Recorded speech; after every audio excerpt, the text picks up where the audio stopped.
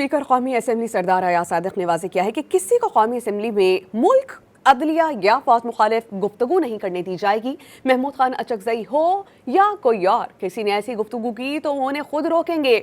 जब तक ठीक बात करते रहेंगे फ्लोर मिलता रहेगा। लाहौर में मीडिया से बातचीत में सरदार अयाज सादिक ने बावर कराया कि महमूद खान अचकजई के बतौर ऑपोजिशन लीडर नोटिफिकेशन में ताख़ीर इसलिए हुई क्योंकि मामला आला अदालतों में था।